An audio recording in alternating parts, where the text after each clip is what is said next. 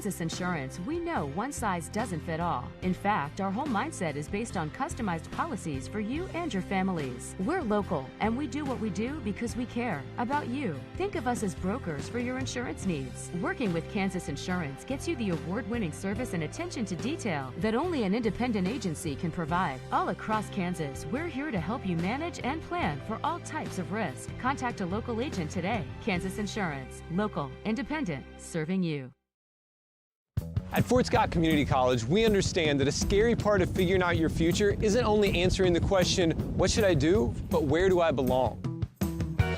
Maybe you belong here, preparing for a career in healthcare as part of Fort Scott Community College's nursing program. Or maybe you belong on stage as part of the Hounds band or theater department. I don't know where you've been or where you're headed, but I know we're saving a spot for you because you belong at Fort Scott Community College.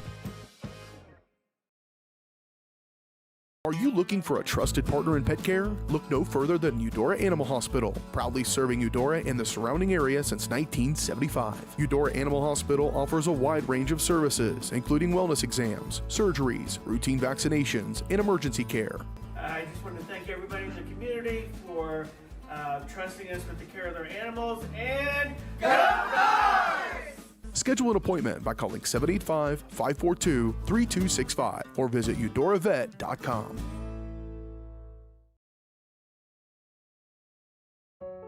Charlie was born at LMH. We had a great team of nurses. Not only did they check in on us regularly, they always asked if we had questions, always made sure that we understood what was going on.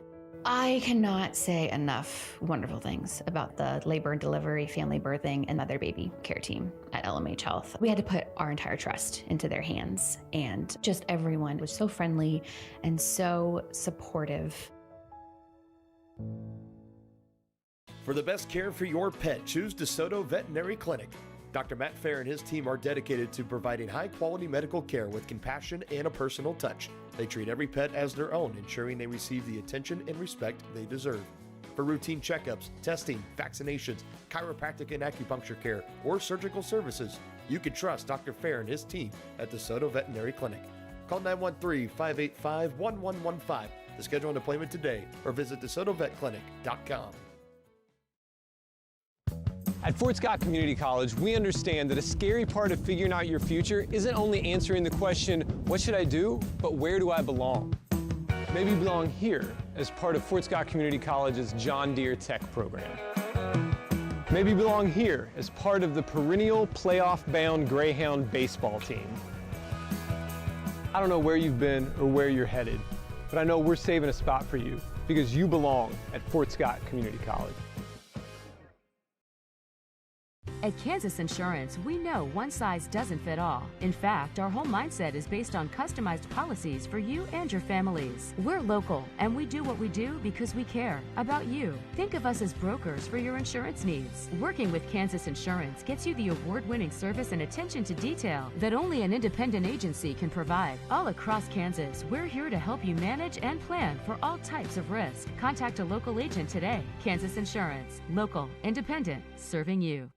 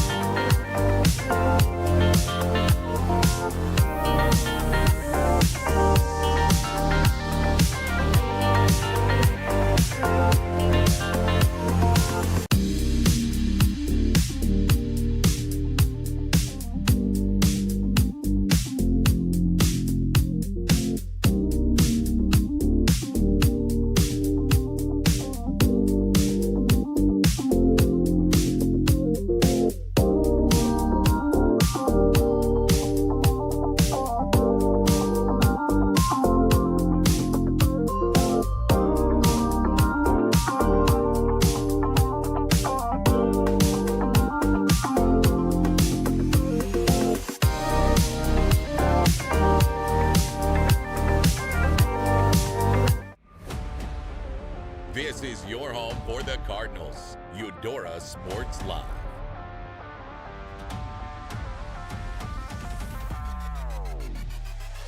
Van Dong in motion. The give is to Moody. Moody ducks down and dives in. He's standing over the ball. He's going to take it quickly. Looking across the field, and he's got it! It's Jude Whalen. And now Addy Hephill puts it away for the Cards. They'll take a 2-set lead. Hendrickson in motion, give to Duncan. Duncan, and he trucks the safety. Is he in? It's time for the Cardinals on your home for Eudora High School Athletics, Eudora Sports Live. All right, hello everybody. Welcome in here, Fort Scott Community College pregame show. You belong at Fort Scott Community College. From nursing to farm and ranch management, John Deere Tech to theater and so much more, as well as championship caliber athletic programs. Go learn more at fortscott.edu. It is a lovely day here for soccer, right about 70 degrees at kickoff here, and it is a high-powered matchup within the Frontier League as the Eudora Cardinals will host and take on the Tonganoxie Chieftains, the Battle of 212 as we have deemed it. It is a long-standing rivalry between these schools across every different program you could imagine, and they will clash here today. They've both got some good winning records coming in, the Cards at 7-4-2. And the Chieftains come in 9-4. A big difference that stands out to me is the amount of rest within the legs of the Cardinals compared to the Chieftains. They played only 2 days ago, although that was a win, over Turner, a 3-0 victory. The Cardinals last played in April. It was a week ago on the 30th, and that was a 4-1 defeat to Spring Hill. Spring Hill, who lead the Frontier League, got the better of both of these teams rather emphatically. The Cards did at least score one on them when they lost 4-1. The Chieftains dropped an 8-0 scoreline against Spring Hill, but that does not represent their season here. I think they come in as favorites despite being on the road. They've got that fantastic 9-4 record. They started this season 6-4, though. They've dropped 3 of their last 5. But the Cards have dropped 2 coming in here. On top of all of that, it is senior night here for the Cards. My name is Reed McAvoy. Hayden Harves is alongside me, and we are underway here at the Cardinals Arena as we have got a good matchup here. Second to last game of the season for the Cards here. And they've got a strong record within the Frontier League, but it's going to be tough at this point in the season to try and climb the rankings with so many teams in front. I think they were sitting 5th at this point within the Frontier League, despite their strong record, and the Chieftains right ahead of them. But yes, they are. This should be a good matchup. Last year, it was a 4-1 win for the Cardinals. So we will see what happens here today. An early attacking chance for the Chieftains, but grabbing that one is one of the seniors in the starting lineup today, Abby Fager, in between the sticks for the Cards. She plans to go on to K-State after she graduates here, which is not far away for these students at this point. Close. Creeping up on graduation season. I'd say fully in the midst of it, especially for a lot of these seniors. That ball there was looking for Kylie Bourne, who has been a real difference maker this season. The leading scorer for the Cards, 9 goals, 2 assists to her name. She had a great game last time that we got the privilege of calling Cardinals soccer. That was against Ottawa in an 8-0 victory, and Bourne will get a foot in on this one. Yeah, something I look forward to seeing today, Reed, as we progress into this one a little bit more is going to be what the stance of aggression is for the Cards early on. As you said, the Chieftains may even be the favorites coming in here on the road. I think it's going to be interesting to see how aggressive the Chieftains are early on here, but also what the approach is for the Cards if they choose to kind of stick to their guns that they've ran with throughout the entire season, or if you see a little bit more aggression early on to try to set the tone against what you said, a very, very well-coached and well-playing Chieftains team. Yeah, and I think that the rest will also be a big factor here. Definitely could be. We can run through some stats there in a minute, as there was a ball looking to try and find Miley Maxwell, but the Cardinals defense snuffs that one out. So the Chieftains foot to that one. Coming in. So this one actually still bouncing Right around in there. the box and will get put behind for a corner kick for the Chieftains. The Cards not able to clear their lines there quickly.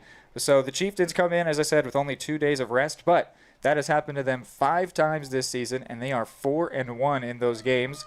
for the Cardinals. This is only the second time this year that they have had a week of rest, and the previous time only came about a week into the season, and they then took on the Hayden Catholic Wildcats, and we know how tough of a team that is, so you can't necessarily fault them for the 3-0 defeat in that one. Here's a shot, and that's going to be saved by Fager, able to get up to it. A decent attempt there. That was headed for the top right corner. The Chieftains with the first real chance of the game, but Fager able to bring that one down. Yeah, and Fager, a really nice job to keep composed right there and clear that one out. That could have been, as you said, was on pace, was on target to be an early goal opportunity for the Chieftains. Fager, a nice job to prevent it. A very young side here for the Chieftains. Only one senior, one junior, 5 sophomores, and 4 freshmen make up their starting 11. And how impressive is that in such a fantastic season? Could maybe have something to do with also being on a few days rest, but they only have, 3 seniors on this roster to begin with. So it is a young team, and they've got a bright future ahead of them because they are already performing so well this year. Cardinals, a young team as well, but of course on senior night, they have loaded up the starting lineup. I've got 5 seniors in the starting 11 for them. And something else you and I took note of when we're going through the roster for the Chieftains, you and I kind of looking at each other going, wow, that's a young player. That's another young player. How bright does that make the future look for Tonganoxie right here when you've got already a really impressive season, a really good record to your name, with so many freshmen and sophomore players getting significant playing time? Means the future is bright on the side of the soccer program here in Tonganoxie. It's funny, Hayden, or maybe it's not funny, but for our fans from Tonganoxie Sports Live, they have not been able to enjoy this team's high quality despite them having 9 victories on the year. The 2 games that they have gotten to broadcast was their 8-0 defeat to Spring Hill and their 1-0 defeat to Bonner Springs. But it has been a fantastic season for these Chieftains, and we are not hoping to broadcast their first win, but that could potentially be the case here, as this one is looking through to the back line, but able to get to that one. I believe that is Lucy Pratt, the sophomore. Pokes that one behind. Another corner for the Chieftains. Yeah, you and I would definitely be happier today if we're able to broadcast a 3rd Tonganoxie ladies soccer loss today, but of course they come in eager to change that, and it looks like they've got a lot of the power to do it. Corner kick coming. Long run up on the corner, sent in towards Sanders, and it is poked away. Good early foot to that one, the Cards' way. This is Moreno. She's got a teammate up in front who's onside. It's Kylie Bourne. She gets to that one in a 1v2 now. We know how dangerous she can be with help, Reed. Bourne gets past the first defender, a little bit too big of a touch, gets barreled over, but that one was clean there, and it is cleared away. Good job by the Chieftains to catch up to the speedy sophomore Kylie Bourne. Yeah, and that was, I believe, the deepest so far today that the Cards have been able to get onto the Chieftains' side of the pitch. Of course, very early on here, but Chieftains have spent a lot of time over on the left side of your screen early on. And here's going to be a crossing opportunity. This one's in an awkward spot, and Bourne can't keep it under the crossbar. That was very close. She had the goal at her mercy and could not get that one down. It was tough there. She had to try and rise up to it, but a great cross there, and now we've seen both teams with a big chance, but still goalless here 6 minutes in. I'm definitely not going to put too much on the weather because it is all in all very, very nice out here, but maybe a little bit unpredictable.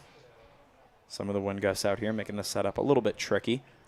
But, of course, even with still winds, those shots are no walk in the park to set up well. This is Chappelle, along with Cambria Kerr, applying a good press, and the throw-in goes over the head of Kerr. She was hanging her head, didn't realize it was intended for her, so it gets cleared away, but now falls to the feet of Cheyenne Hall, one of the other seniors starting. She finds Bourne out wide on the right side. She might think about a shot, does go for it, and that one goes over the bar once again. A first substitution here of the match. Grace Weatherford, another senior, will check in place of a freshman, Abigail Blanca. Have incomplete stats for the Chieftains. Couldn't get it from every game, but in what I was able to get, Weatherford does at least have 1 goal to her name on the year. Some nice ball movement here is the senior just onto the field. Looking up towards Molly Vaught, the freshman, who couldn't control that one. The Cards will send it all the way back to the keeper. Head coach for the Cards is Darren Erpelding. John Orndorff leads the Chieftains, but he's assisted by, among a couple other coaches, Kate Erpelding, who got a bit of a cheer before the match.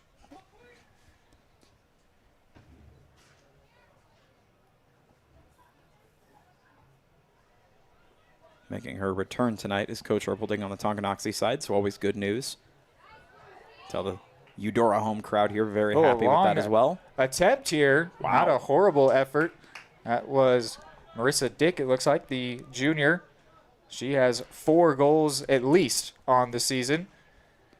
And that is tied for the top among the stats that I was able to access, along with Sanders. That's Lily Sanders, a sophomore, both having 4 to their name in the data that I was able to find. I'm going to say we'll be putting an asterisk next to a lot of the numbers we mentioned today because a lot of them are, unfortunately, just unofficial.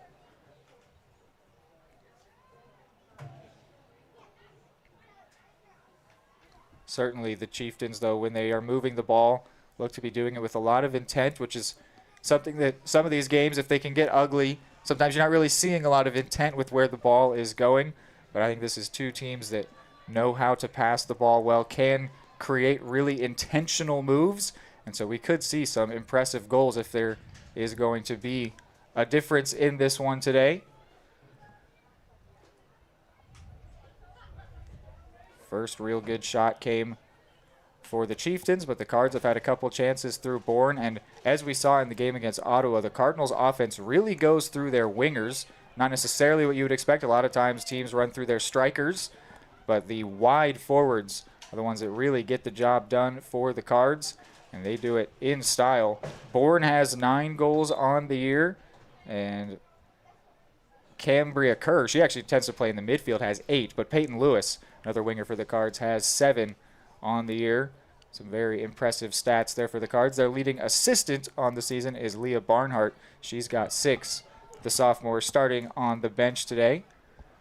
As you said, maybe a little bit unorthodox as compared to what you may normally see at this level, but the Cards have been so good at it. As we see Bourne there with an opportunity, her speed downfield, such a big portion contributing to that number. She's been so electric. You and I have gotten the chance to see that in the brief moments of Eudora ladies soccer that we've gotten to call this year. She's so dangerous when she gets an opportunity. Miley Maxwell, the junior for Tongi, will come back into the game.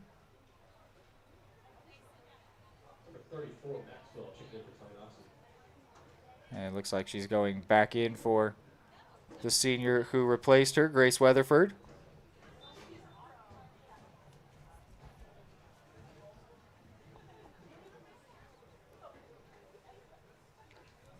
Kylie Bourne certainly deserves plaudits for her season, but when I look at this Cardinals team, what I think sets them apart, their midfield press, and that's Cambria Kerr and Peyton Chappelle that are the heart of this team, and they just have so much effort, and they really deliver on the press, and that just makes their opponents uncomfortable. And unfortunately, speaking of, there is a player down here for the Chieftains, and the referee did ask for someone to come over from the bench, but no one has come yet.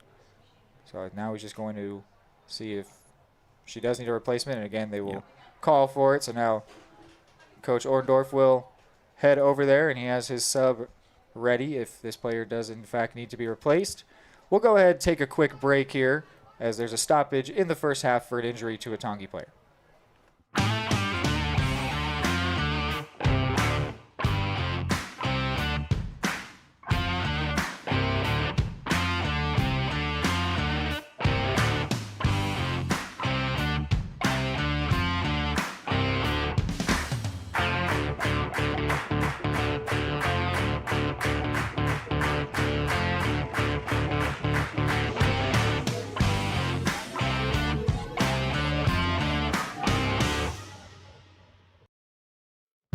At Fort Scott Community College, we understand that a scary part of figuring out your future isn't only answering the question, what should I do, but where do I belong? Maybe you belong here as part of Fort Scott Community College's John Deere Tech program. Maybe you belong here as part of the perennial playoff-bound Greyhound baseball team. I don't know where you've been or where you're headed, but I know we're saving a spot for you because you belong at Fort Scott Community College. For the best care for your pet, choose DeSoto Veterinary Clinic. Dr. Matt Fair and his team are dedicated to providing high-quality medical care with compassion and a personal touch. They treat every pet as their own, ensuring they receive the attention and respect they deserve. For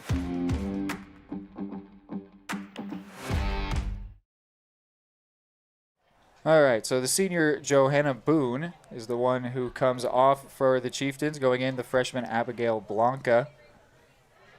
Gave the teams a chance here after a little over 10 minutes to maybe regroup, and now a free kick for the Chieftains will come in, so it seems that they're calling it a foul there that led to the injury for Boone, and the Cardinals have a great counter chance here through the speedy Bourne going down the right wing. She has one teammate in support. It is Moreno. Bourne tries to cut inside to her left foot. A step on the ball from the Chieftains defender, but it stays with Bourne. She finds Moreno. Now back to Hall. She puts it out wide to Cambria Kerr. Kerr goes for the left-footed shot, and it is saved by the keeper, Lauren Brewer. So 3 shots now for the Cards, a first on target. Still, though, scoreless. Some great movement from the Cards, but matched well enough by the Chieftains. And this could well be the kind of game where if you've got a little bit of momentum in the first half, you're going to see one of these teams jump on that momentum and try to capitalize with it. Because as you and I saw in the last Cards game that you and I called here against Ottawa, that was fully a game of momentum. First half and second half were very different in terms of the momentum. So early on here, nothing is a guarantee. Yeah, even as a longtime fan of soccer, I still find it surprising how big of a role momentum does play, because it feels like it should kind of just be where the ball goes, but you will see long stretches where we call it the run of play, where a team is just, everything's going their way right now. They are in control. They've got the defense on their back foot. Kind of doing whatever they want to do. Yeah, you will see that be sustained for a long time, and then it can switch hands. Instantly. And then it tends to stay in the hand that it switches to for a while as well. So it's very interesting how it goes back and forth. But I'd say the Cardinals have taken control of that run of play a bit, though it has also been pretty back and forth because we've got 2 quality teams here. This one popped out to the right side. That is Lucy Pratt, and it gets taken away from her. She gets a foot back in. It'll be a Chieftains throw on this near side. Yeah, for sure. And I think the scoreboard also plays into the strategy on that side for each team quite a bit as well. You know, if you feel like you've got this really well-sustained run of play, but it's 0-0 score, you may not feel too much urgency to necessarily change your play style a whole lot to get out of it. But especially as this game draws on, if either the Cards or the Chieftains are able to put goals on the board, you could very quickly see the aggressiveness change quite a bit depending on who's got the run of play. Weatherford goes back in, takes the place of Molly Vaught, one of the forwards. And now maybe a chance from the wide area on the left side Nicely for played. the Chieftains. It did end in a good ball to the middle, but no one there on the end of it. Cardinals with a chance to clear for Hall, and she is able to get it to Board now, who steps right past the defender, Evelyn Fox, with no trouble. She's got Moreno up in front in the middle, but tries to get past on the wide area, and a good step from the defender, Gemma Halza. It will be a Cardinals throw. Some very high-quality soccer here. It's very nice what we're seeing so far. Sometimes these high school games can be pretty low-quality play, but that is not what we are seeing right now. No, it's been the opposite so far. As you said, you mentioned to your credit early on, both of these teams we could expect to be very efficient and very intentional with where they go with the ball and how they drop their play design. Is going to be a ball behind for Miley Maxwell, but the flag is up. She is offside. Man. Must have been by about a step there, because it was a really, almost a perfectly timed ball. Still seemed like a well-timed ball. And oh my word, there is every single player for the Cardinals bench just about ready to come in here. Try and write down numbers as fast as I can. Definitely more ready to come in than more not. But they are not headed in just yet. Cardinals with more rest, we said, but the Chieftains have been rotating one at a time. Cardinals clearly want to do it in shifts. And here's going to be another ball through for Maxwell. This time she is onside, and she's able to catch up to that one, keep it in play. Steps past the first defender, wanting to send in a cross, gets it in along the ground. But the first to it is a Cardinals defender. There was a wall of blue there to defend. Actually, though, it gets right back in there to Caraway, and Caraway gets the shot, but it is saved by Fager. Another shot on target for the Chieftains. And very nicely played by Fager. Kept eyes on the ball the entire time, never lost track of it. Even though Caraway, you could say, presented a very nice opportunity there to maybe try to target a corner, but 9 changes for the Cardinals. Peyton Van Horn is among them. Ella Dines. Let's see here. Lillian Muting going in. Peyton Lewis, the star freshman. Faith Lorenzo. Evelyn Steele. Shay Hammerschmidt. And Coco Shutt. All going out there for the Cards. Among those players coming off, the captain, Cambria Kerr, one of the seniors, Yuli Isana. Quite a few others going off as well. Chappelle in that mix going to the bench. Moreno, Kylie Bourne. Only 2 players stayed out there, one of them being the goalie, Fager. I'm not sure who was the lone outfielder that stuck in the game, but Cardinals making 9 subs here.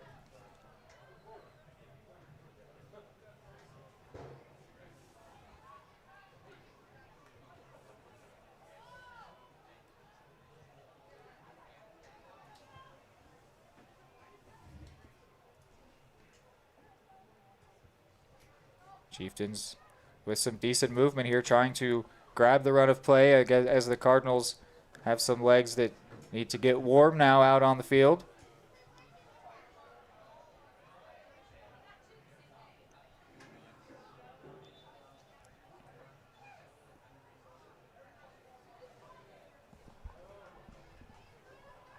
Peyton Lewis looks to be playing maybe in that striker role. Normally we've seen her play along the wing. Number 1, the freshman for the Cards, 3rd highest goal scorer on the season. She is also quite speedy. I don't know if anyone on the team would beat Bourne in a race, but she would be one that you might bet on having a chance at least. I'm not sure how many players on the squad you'd even give a chance, so that quite the compliment to Lewis. Also a massive threat on the varsity basketball team that you and I have had a lot of fun covering over this last year. This is Coco Shutt on the right wing now. Faith Lorenzo. Taken away, but only as far as Van Horn. And now Shutt once again. She's got a couple goals to her name as well as an assist. And there's a great tackle there. It'll still be a Cardinals throw, but a strong foot from Abigail Blanca, the freshman. And the throw-in does not find a Cardinals teammate.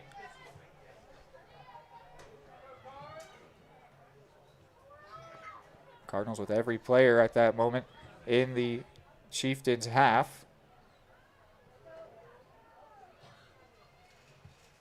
Leaves them open to balls like this, though this one won't find a teammate, but if the Cardinals are going to play that far forward, it behooves the Chieftains to just keep playing passes like that and hope that they can catch up to one. Definitely. Before this game is done, and then they could have a one-on-one or maybe just the player and the goalie. Yep, it does give opportunity for sure. It's one of those, maybe you could call it high-risk, high-reward types of styles. And we already saw once that the Chieftains got flagged for offside. That's something that they'll have to look out for, because if the Cardinals have everyone forward, then that moves up the line for offside, which is you're not able to be behind the last defender. And maybe that's partially by design. I mean, the Cards are aware that they're leaving themselves open, but also aware that them exposing themselves that way means the Chieftains have to play a very steady hand offensively. Yes, definitely not an accident. They call it the offside trap. This throw-in is going to find a teammate, and another shot on target from Legan Caraway, the freshman. That's 2 on target for her, 3 for the Chieftains. So Caraway, one to look out for as this game proceeds. Yeah, I've got her with at least 1 goal on the year. I imagine she could easily have more. Well, maybe no super dangerous shots yet, but definitely threatening it. Yeah, as shots have been on target. Test the keeper. That's a good idea, especially at this level, but at any level. Can't shoot if you don't score. Can't score if you don't shoot, you mean? Right. Good call. It would have been funny to roll with it, but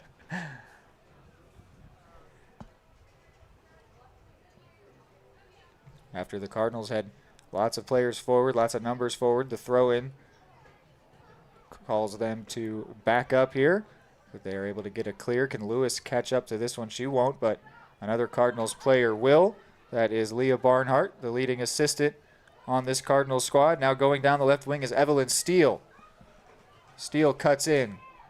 Head up, comes in for Lorenzo. Couple of Chieftains threatening. Card's foot is still found. Shut. Oh, what a step there by Wow. Shut. And it's going to fall to Lewis, who shoots, and her shot is blocked behind.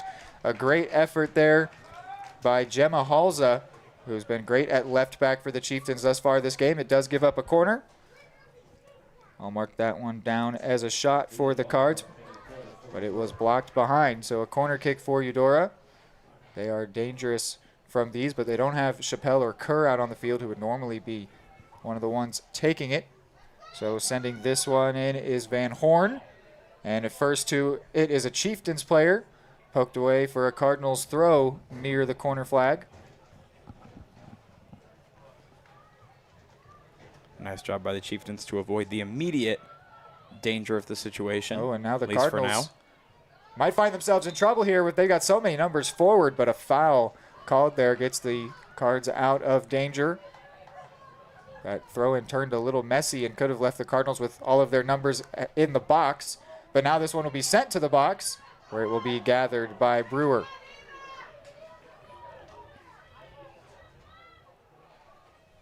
So more than halfway through this first half, we have seen 3 shots for Tongi, all 3 on target, 4 from the Cards, with 1 being on frame. Cards have looked better, but since they made those 9 subs, it's been a lot more even here. This is Van Horn with Shut right there, and she goes for Shut, and then a sliding tackle there will put it out for a Cardinals throw. High effort there from Blanca. Very. Throw in quickly. Here's Lorenzo. And that one will be cleared away, but only as far as Dines. Dines, one of 2 changes from the starting 11 that had the defeat to Spring Hill, and she's going to be tested here. Should really just have played that one back to Fager, but I think in the end we'll have won a throw for the Cards. What's the call from the official? He does say Eudora throw, so Dines was really in jeopardy there, but got herself out very nicely by winning a Cardinals throw. Dines was one of the 2 changes. Barnhart, the other one, dropped from the starting 11 after the Spring Hill defeat, with Isana and Hall, 2 seniors, getting into the lineup on senior night. And read an interesting dynamic shift here. Cards still pushing and pressing, trying to get stable control, but in recent minutes, as one Card hitting the ground there, staying hopefully down. back up to her feet quickly. Looks like that's She will. Barnhart.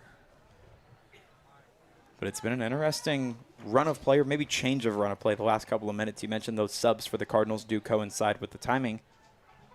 But it's been, I'd say early on the opening minutes, Tonganoxie seemed to have a bit more strength and coordination. Switched hands to where for a good maybe 8 to 10 minutes, the Cards had pretty clear control, and maybe the clock hand turning back the other way the last couple of minutes for the Chieftains.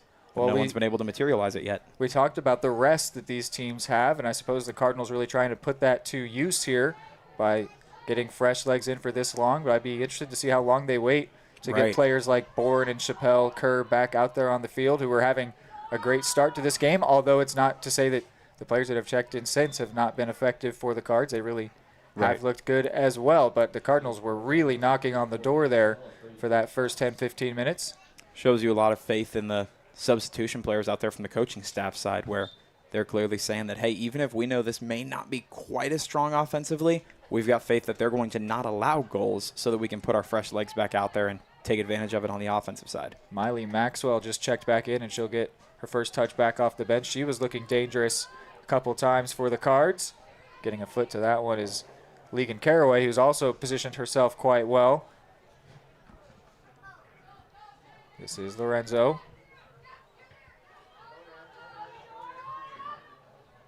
And Abigail Blanco was maybe imagining she was under more pressure than she actually was from Coco Shut. Rushed herself and let that one go out of play, but the Chieftains regained possession quickly off the throw. A little over 15 minutes before the first half break. Still yet to see our deadlock, but we've got a pretty solid 0-0. There are many boring 0-0s. This one, for sure. It slowed down a bit, but it started very exciting for sure. Yeah, this has not been a boring 0-0 by any means, I wouldn't say. And I think once the Cardinals get some of their starters back out there, it might not even be 0-0 for much longer, but it could still maintain that excitement at this level, whether or not we see the deadlock broken before the second half begins. No, that heat could definitely turn up pretty quickly, though. You're absolutely right. This one looking towards Shutt. Gets to her nicely off the head of Lorenzo. But it's going to be a giveaway moving backwards. And then a great ball looking across the field towards Dick. And she will collect this one. Sends it back into the middle towards Caraway. Some good defending by Hammerschmidt. That one maybe a shot there as it goes all the way through to the goalie. Off of the foot of Maxwell. For my money, I'm going to say that it was a hopeful pass, but it could have functioned either way. This one will go out wide. Can she keep that one in? She cannot. Also, if it was or wasn't mentioned earlier, can't recall, but the weight of this one in terms of the Frontier League matchup, the Cardinals and Tonganoxie Chieftains both sitting right at the middle of the pack in the Frontier League. Eudora 2-1-2, that puts them 4th in the Frontier League. Tonganoxie 3-3, that's good for 5th. So maybe not a whole lot of weight in terms of the podium battle in the Frontier League, but you know these teams always going to be competitive to get that leg up on each other, if nothing else. Here's Van Horn, and she will get that one to Shutt. Across to Leah Barnhart in the middle. Another great midfielder for this Cardinals squad. And that one defended nicely by the Chieftains, put out off of a Cardinals player to win a throw. Something that is certainly a credit to the depth of this Cardinals squad as they might prepare to return to somewhat of what their starting 11 was here, is that there was a period in late April from the 20th to the 23rd where they won 3 games in 5 days. So that tells you that they do have very effective depth pieces in this squad. They could not have done that with just 11 effective players. And so these, the rotation here has proven to be something that these players deserve. Absolutely. And now the Cardinals will send, among others, Bourne, Chappelle, and Kerr back out there. Try and get you all the names. Lucy Pratt in there. Emma Sarber. Leanna Muting, one of the seniors. And then the other 3 I mentioned who started this game really well. Kerr, Chappelle, and Bourne get back out there with 13 minutes or so before halftime. I would say you're giving presumably your strongest players a little over 10 minutes to try to work, enough time to grab a run of play, and if the opportunity presents itself, maybe break the deadlock before half. Here is Kerr under some pressure and actually Early gets aggression. dispossessed of the ball. Here's Caraway.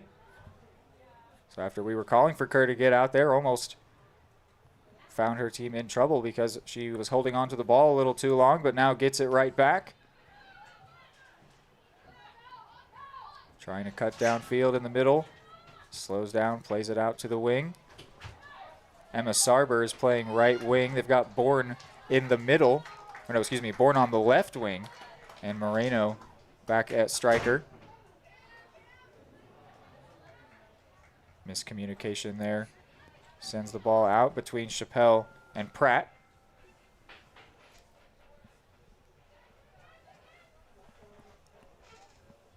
Long throw in there from Blanca, the freshman. And then just putting her left foot through that one is Cam Kerr, and it will get all the way to Kylie Bourne. She's got a shot at it. Bourne will try and send this one into the box. She might actually look to shoot.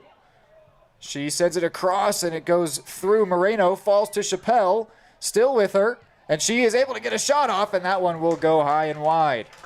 Cardinals with their 5th shot of the game. They're certainly testing the Chieftains, but a few times now they have not been able to keep it under the crossbar despite shooting from close range. Yeah, you're going to want that to change as the game goes on, but early on here, as well as you're playing defensively, you're not necessarily going to hate on taking the shots. No, certainly shooting from the areas that they have had their shots from is right where you want to be. Right.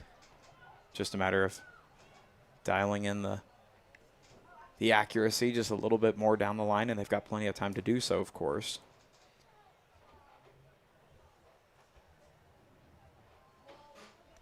It's interesting to move Bourne across to the left side. She's going to be effective no matter where you have her, but she was doing very well down this right side. Now they've got her over to the left, and Sarber, getting her first minutes, has taken over this right wing spot. Still Moreno is the one up top. Kerr going back towards her own goal will collect this one. play it for Pratt. Might go to Sarber now. Pratt battling against Fox. Gets it to the captain, Kerr. And then grabbing that one is Barnhart. Can she maintain possession? And a physical battle there with Marissa Dick. She can, narrowly, at least for the time being. That one gets taken from her, and now this is Lily Sanders. We haven't said her name a lot, but she is tied for leading goals for this Chieftain squad. Oh, and no one there for Evelyn Fox. She went for the back heel. Miscommunication with her teammates. Cardinals with a lot of numbers back here, but they might create a counter chance. Moreno, the striker, trying to have some hold-up play to let her teammates catch up, but then Sanders sends that one forward. She actually was able to find Miley Maxwell, who played that one first time, but no one there. It was a great idea, but no one was on the same page as her to catch up to that ball. So under 10 to go. Hayden, do you think that we'll see a goal before we go to the halftime break? I'm going to be bold and say yes. I think we'll see enough fireworks here to at least make it. Here's Sanders with the shot. Ooh. And all Fager 4 shots for Tongi have been on target, but Fager has been equal to all of them. Yeah, Fager's gotten a lot of cardio work back there, if nothing else tonight. Fair bit of movement, a lot of threats. Of course, as you said, all the shots on target for the Chieftains. And their shots have been from longer range, maybe not the most ideal, but they've been on target. And if you're going to shoot from range, if you can keep it on target, that is a great thing to be able to do. Yes. If nothing else, for the threat that it implies, and at best case, you and I have seen times where if you're accurate from distance, you can directly translate that into goals if the opportunity comes up. Molly Vaught will come in for Miley Maxwell. Yeah, a big part of offensive play in soccer is just trying to get an opportunity where it's just you and the goalie. Because if you can just get a shot, you know, there's a chance they make a mistake or that they aren't able to get to that shot. Right. And so that's basically the entire goal of offensive play. Just give yourself just to get that a one-on-one. moment, and it could be from any range. But if we can get a moment where it's just you and the goalie, we want you to hit that ball and see what happens. Both teams have done that 4 or 5 times thus far in the game, but nothing yet. And like the referee will, I suppose, call that Barnhart just fell down there. It looked like she might have been kicked in the back of the heel. Chasing this one down. That one is recovered. And then finding Pratt here. And she will just, actually no, is able to find. Chieftains hotly contesting, but Eudora keeps Sarber. possession. And it was actually Sarber that went down, not Barnhart. That one now cleared out and away.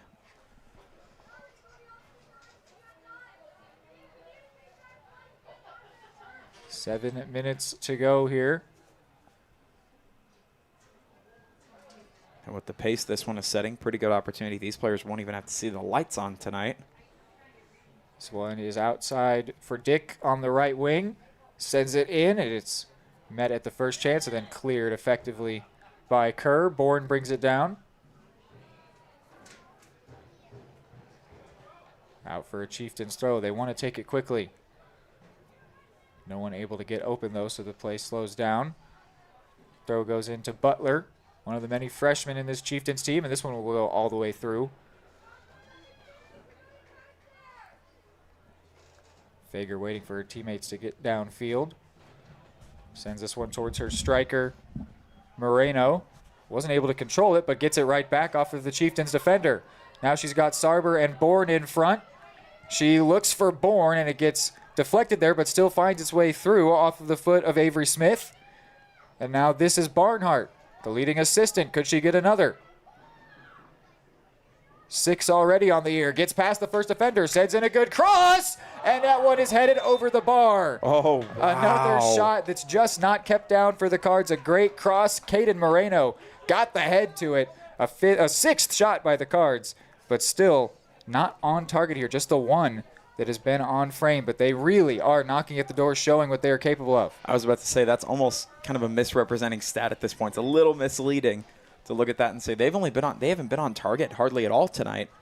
They've been very close to on target a handful of times, though. Well, and if we could have the advanced stats of exactly where they're shooting from, it would tell you that they are doing things really well, because even though the Chieftains have had 4 shots, 4 on target, they've been from longer range generally. Yep. And it's a huge credit to them to be able to get those on target. But you could certainly argue the Cards' setup has been stronger tonight. Yeah, they're shooting from right where you want to be shooting from, and if they can continue to create those chances, they will take them eventually. But they need to actually do that at some point. Right. It feels like a numbers game. If you give yourself that many cracks at it, you're eventually gonna get it.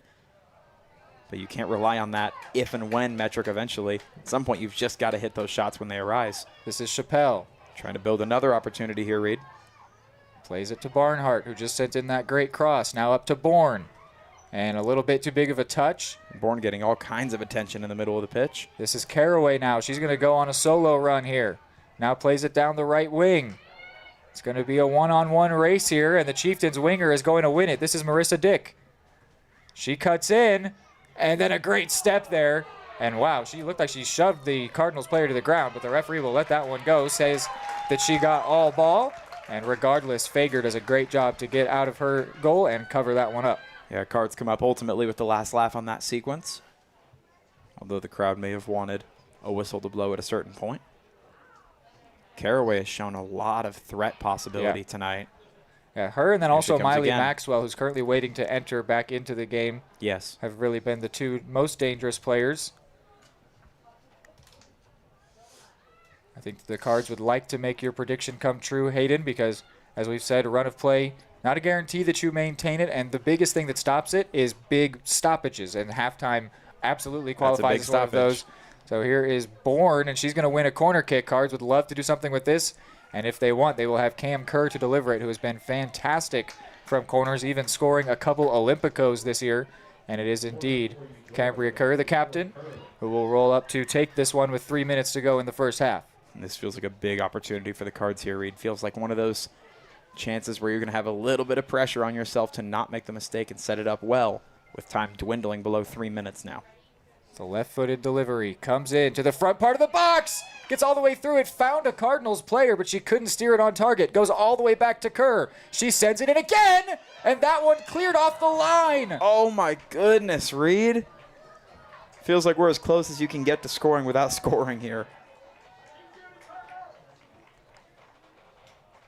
A goal line clearance there from that second delivery from Kerr. Almost went all the way in from the wide area. Don't know if you can mark it down as a shot. I really do think it was a cross, but it almost turned into a goal anyway. And that's what you just call putting it into a dangerous area. If you are sending it into the box, good things can happen. But yes, the Cardinals would love to capitalize on this run of play, which at this point is firmly in their hands, and Kerr goes for a long-range effort there. I will be marking that as their 7th shot. Yep. That one going pretty well wide.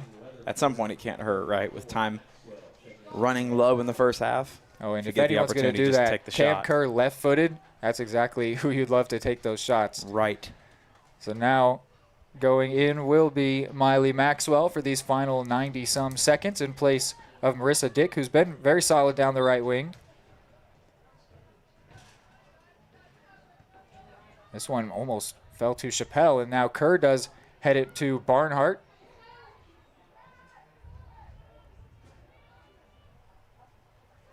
Leanna Muting sends it up for Bourne, who gets it taken away by 22, Lily Sanders. Could we see something late here for Tonganoxie? It's very possible. They don't have a lot of time to make it work, but if the execution is right, they do still have time. And they will get a free kick here, so that gives a chance for them to send numbers forward. Expect to see a bit of hustle here. Could be the last opportunity here, although something like this also presents a counter chance because the Chieftains will send more numbers forward. The Chieftains are going to give themselves not a lot of time, but also the Cards not a lot of time for a potential counter. Under 40 seconds now. This will fall to Maxwell. She's going to try and get to that right wing, and the defense won't allow her to. Another throw in. Again, that allows the Chieftains to get more numbers forward. This one rolling down for Molly Vaught, the freshman, who gets it poked away. And here is Barnhart with about 15 seconds left. That's going to mean that the Cards won't have another chance, but the Chieftains might be able to do something here with 5 seconds to go. Can they get a long-range shot off? They try to, but it is blocked, and we will go to halftime with our score 0-0, though it's been an exciting one. 4 shots all on target for the Chieftains, 7 shots, 1 on target for the Cards. A back-and-forth one like we expected, but still goalless. Everything to play for in the second half. Keep it here for the halftime show on Eudora Sports Live.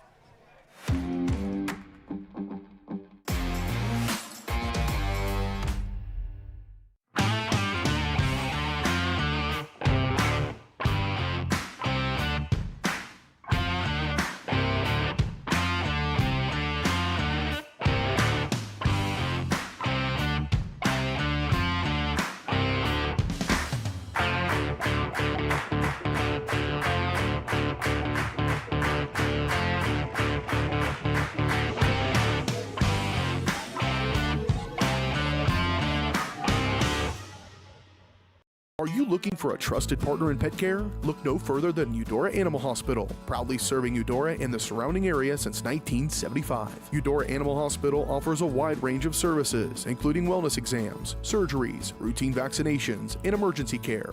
I just want to thank everybody in the community for trusting us with the care of their animals, and go Cards! Schedule an appointment by calling 785-542-3265 or visit eudoravet.com. At Fort Scott Community College, we understand that a scary part of figuring out your future isn't only answering the question, what should I do, but where do I belong? Maybe you belong here, studying animal science or learning about farm and ranch management. Maybe you belong here as part of Hounds Hoops on the hardwood. I don't know where you've been or where you're headed, but I know we're saving a spot for you because you belong at Fort Scott Community College. More time before you wake up in the wild. Our natural world needs us now. Step by step, side by side, together, we can find a way to ensure that all life on Earth can thrive. To learn more about how you can help protect and conserve nature, visit nature.org. Your home for live, local sports. Varsity Sports Live delivers professional level coverage with high-quality video and broadcasters that know your schools and community. Touchdown, Tonganoxie! With the support of local businesses, you never pay to watch varsity sports. Live, local, free high school sports coverage. That's Varsity Sports Live. Grass gets it away. Moore's down the middle, and he makes the catch in the end zone. Touchdown, Trojans! Keep up with the action at varsitysportslive.com. Live, local, free high school sports. Charlie was born at LMH. We had a great team of nurses. Not only did they check in on us regularly, they always asked if we had questions, always made sure that we understood what was going on. I cannot say enough wonderful things about the labor and delivery, family birthing, and mother baby care team at LMH Health. We had to put our entire trust into their hands, and just everyone was so friendly and so supportive.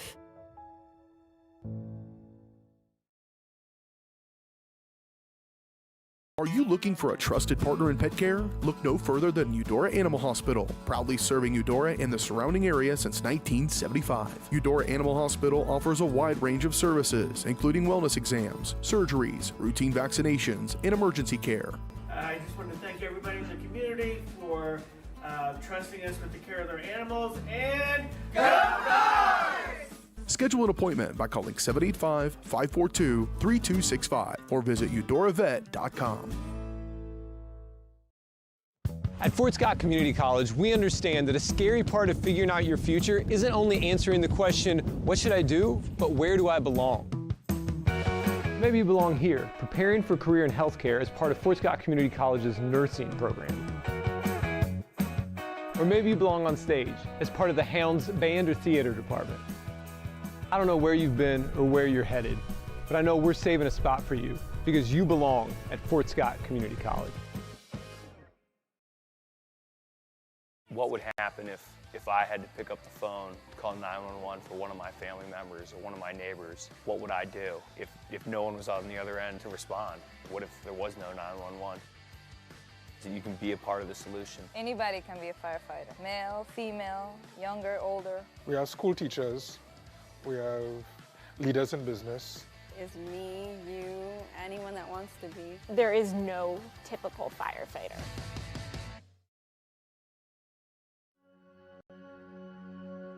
All across the country, people are coming together to speed up what we can learn about health. The All of Us Research Program is calling on 1 million people to join us as we try to change the future of health.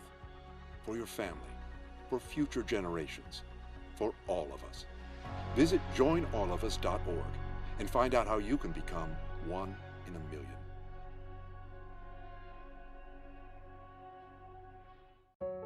Charlie was born at LMH. We had a great team of nurses. Not only did they check in on us regularly, they always asked if we had questions, always made sure that we understood what was going on. I cannot say enough wonderful things about the labor and delivery, family birthing, and mother baby care team at LMH Health. We had to put our entire trust into their hands, and just everyone was so friendly and so supportive.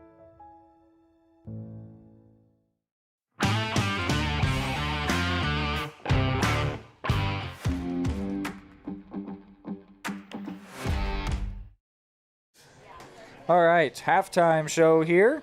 Got a good one, and this is brought to you by Attic Storage of Eudora, where they offer climate control units, RV and vehicle storage, plus clean, move-in ready spaces. They are a veteran-owned and community-focused business that features monitored 24/7 access with friendly on-site managers. Rent, reserve, and pay online anytime at attic-storage.com. So, 0-0 here, but don't let that fool you. It has been an exciting one, and it will continue to be as we get into the second half. The floodlights are on as the sun starts to set here in Eudora, around 70 degrees. We ran through those stats just on shots alone. Tongi with 4 and all on target. The Cards with 7 and 1 on frame. Both teams looked very effective, especially when the Cards had the majority of their starters out there on the field. Here on senior night, though, they're of course going to get everyone involved, just as they always have done, and has led to some good results already this season. Two teams with winning records that will come out with winning records no matter what, but a good Frontier League matchup, a rivalry matchup. What do you make of what we saw in that first half, Hayden, and then what do you think we'll see in the second half? Yeah, it's a really fun one so far. We're looking at a lot of fun trends, and trends that may continue and trends that may stop. It was the run of play in the first half traded hands a fair bit. I won't compare it to the Ottawa game because that was pretty unbelievable what we witnessed there in that case. But we did see stark changes in momentum. It looked in the final 10 to 12 minutes as if the Cardinals were going to have a very solid opportunity to get a goal and bring things back, put things heavily into their favor going into the locker room. And then the Chieftains developed their own momentum in the last couple minutes, gave it to where they actually had the last opportunity to try to score. But ultimately, we remained at a deadlock going into the half. I don't necessarily know who I'd call the stronger team in this case. I think you could argue based purely on the numbers that the Chieftains have been a much better shooting team. You'd go, well, they've been on target every single shot we've registered. Doesn't tell the complete story, as you and I mentioned briefly. Right. The Cards have done a phenomenal job setting themselves up with scoring opportunities tonight. But you also mentioned near the end of the break, that doesn't mean anything if you don't actually get inside the frame of the goal. If you're not actually able to execute in those moments, it's not going to matter ultimately, because the Chieftains have been on target from distance, which is very dangerous if they can keep that up. So I wouldn't say one team has been clearly better, but both have had their strengths, and I think we're going to see both strengths showcased even heavier in the second half. I look forward to it a lot. Well, and I think something that we can look at to the stats with the added additional information of where we have seen the Cardinals shoot from. Sure. So the Chieftains are shooting on target, but Fager has made 4 saves, because when you're shooting from that range, just because it's on target doesn't mean you're going to score.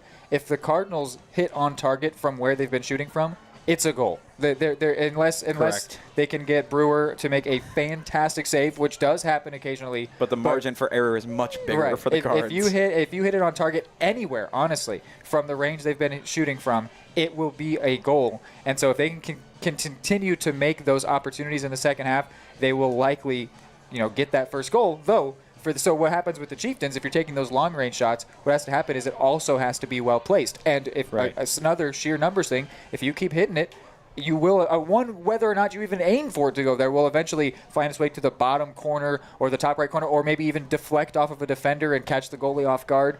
But those type of shots need to be more well placed, whereas for the Cardinals, the opportunities they've made, if they can finally steer one on target, it will very likely see them score, take the lead here, maybe get the win depending on how this one goes.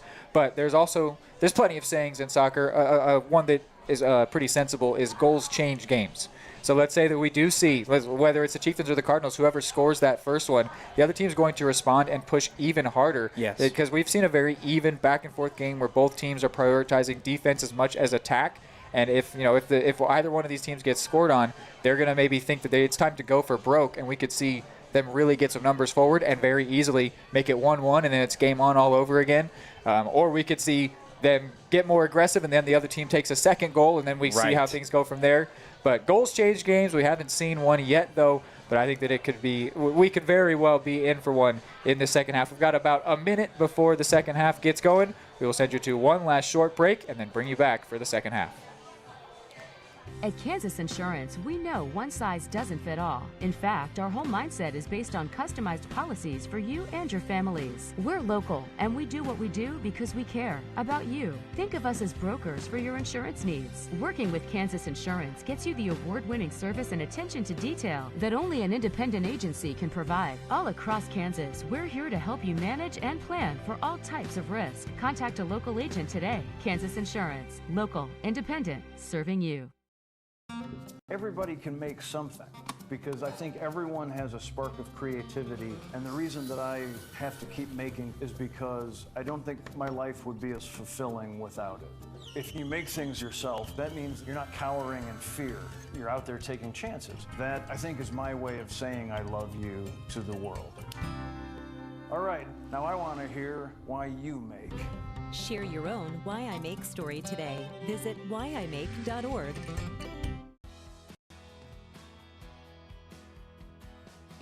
I used to drive an ambulance as an...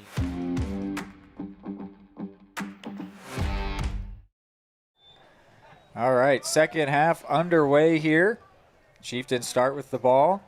See if the Cards can keep the momentum up, if the Chieftains can capitalize on the brief, maybe 90 seconds or so of real momentum they had at the end of the first half, or if the script flips altogether here as we open up the second half anew. Both teams' goalies had a solid first half, but both teams have new players in between the sticks. I thought we might see the Cards ride with Abby Fager the whole game just simply because it is senior night, but they will stick to the system they have done all season, which is giving one half to Fager, the other half to the junior Ordas Medino. And on the other side, Lauren Brewer, the sophomore, played the first half, but it is now Shani Howell, the junior, in goal for the Chieftains.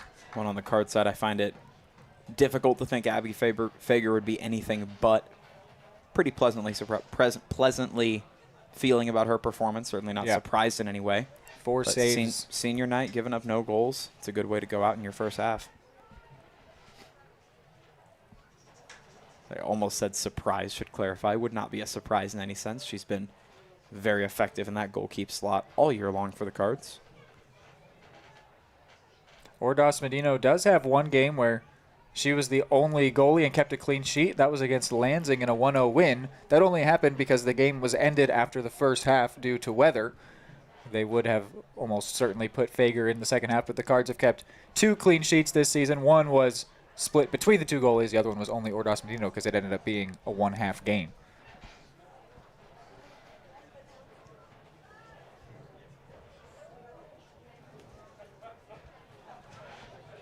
But we also had a weather delay in that game against Ottawa we called. Yep. But knock on wood, I don't think we're going to be seeing anything like that. A very clear night here. What did I miss there, Hayden? That one did come into the box, was stopped well by Medina. Not a huge threat, but had to slide to get towards the ball to catch it. Was it a shot from the Cards there? Or no? Yeah, that's the... It was. Yeah? Yep. I got tripped up by it being on the same side of the field. So a but first... yes, yet another shot on target. First shot of the second half comes from the Cards, and it goes on target. So they've got 2 now on frame this game. Well, that's a nice trend switch maybe if you have 1 on target the first 40 minutes, and then about 5 minutes in, you're able to grab another. Barnhart, gives this one away to Larissa Dick. Her shot gets past the goalie, and it's in. Man. The Chieftains grab the lead off of a Cardinals mistake. Wow. Only 3 minutes into the second half, and the visitors take the lead there. We asked if they'd be able to capitalize on the very brief momentum they'd built up in this first half. The answer, clearly a resounding yes, at least immediately here. Here, Hayden, let's walk us through the mistake there for the Cards. It will see them trail. And it was a Cards mistake to set it up, and it just, you see a little too far of an exit away from the goal, which just leaves it open, as you said, looking for one-on-one shots. The opportunity for a shot was close to that left side corner. She but wanted ultimately on target enough. She wanted to get that one all the way back to the keeper, Ordos Medino, but it just didn't have enough on it. And sliding in was the junior, and she scores her 5th goal at least on the season. And it is a big one. But Hayden, we said it, goals change games. This Cardinals team has looked really effective, and now they've got a little more reason to push even harder. So let's see what that results in. They have been so effective. If they can keep their heads up, they can try and push to equalize here and maybe even turn the game on its head. But right now they're staring down the face of a 3rd consecutive defeat as the Chieftains try and grab their 10th win on the year. So great effort Nicely to keep done. that one in by Miley Maxwell. But the Cards do grab possession away. Here's Cam Kerr. Gets this one to Muting. That is Lillian Muting, I should clarify, with the 2 on the roster. Tough for Ordos Medino. She only just into the game, gets put into a horrible spot there. Yep. And now the goal scorer, Marissa Dick, will be subbed out.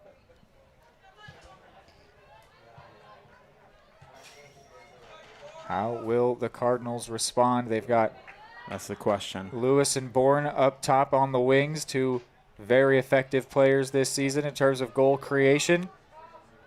And they've really, I would say, had looked the better team up until that point. But you could certainly say so. As we said, those big breaks create changes in the run of play. This one in for Lewis. Can she get a shot? She scores! Wow! The Cardinals almost immediately equalize. And that one was a missile, Reed. You would have thought that was a heat-seeking target. As accurate as that shot was, I believe it was Bourne sliding down to her hip as she made the shot. That's her 8th on the year, and it's just what we said, Hayden. Goals change games. Check this one back out on the replay. And that was, in fact, a complete change in the game. You saw the momentum and aggression for the Cards completely flip. That one set up well from the right side, crossed over towards Bourne, catches a good foot to it, and no opportunity really to defend it properly for the Chieftains. It's Bourne with the assist, but what a job by Lewis. She was lurking behind the defender. Yes. And so that defender for the Chieftains didn't see anyone in front, thought that ball was coming right to her feet. That's like a gift-wrapped ball for her. And then Lewis, the freshman, slides in from behind and then grabs her 8th goal on the year. And within 2 minutes, it's been 1-0 Chieftains, and now it's 1-1 Cards. We called it that it wouldn't stay 0-0 for long. No. I don't know if we expected 2 goals in the first 4 minutes. Maybe a little mirror of the first half where you mentioned it was looking to be fireworks in the first few minutes of the first half. Ultimately didn't materialize. Cards trying to clear this one out of danger a little bit. They'll do just that. So a mistake from the Cards saw them trail for only about a minute and a half. And then Peyton Lewis assisted by Kylie Bourne. They're 2 wingers. We said they are a team that runs through the wide forwards. And the 2 wide forwards connect there. And it is game on once again. Everything to play for. That one stepped out. Now, Reed, I'll ask you, I think I know the answer, but now that we're back even, do you think these teams are approaching it as 0-0 again? Like, do you think those goals are wiped off the slate in terms of momentum, or does that still affect the way the next few minutes play out? It's tough to say in terms of that, but I would say for sure I find the momentum to be with the Cards because the Chieftains' goal was from a complete mistake, which, that goal counts just as well as any other. Right. But it was, it was given to them, whereas the Cardinals took that goal right back, and they have looked like the better team most of this game. And now a great ball from Kerr looking towards the goal scorer, Lewis. And she's able to keep it in, get it back to Kerr. No, it does not stay in. Wow. Referee says that one went out for a Chieftains throw-in. But no, I think that the teams will continue. On the morale side, it might matter. The Cardinals have been very aggressive in terms of their positioning anyway, all game, leaving tons of numbers forward. So I don't think that they really can do that to much of a larger extent. And certainly now that they're back on level terms, I think they'll stick with where they've been. They know how effective they have been. But maybe for the Chieftains, it actually could lead to them wanting to push a little more because they've seen what they're capable of now as well. And they might, look for to get another taste of being in front in this game because they have also had moments where they've looked very effective, specifically through players like Caraway, who brings this one down. Molly Vaught now has it, and she gets knocked off it by Barnhart, who makes a nice physical play. Here's Lewis in the middle. Back to Barnhart. Sends it up to Bourne, the assistant of the Cardinals' first goal here. She sends this one in. It's chested down by a defender and then cleared away, but headed back into the area. And then a collision there. Looked like the ball was touched first. That's what the official will say. And again, another clean contact. Actually, official puts the whistle to his lips. Man. It will be a Cardinals free kick in a dangerous spot. That's going to be super interesting to watch play out. Crowd in front of us was very emphatic about the way they wanted that one to roll.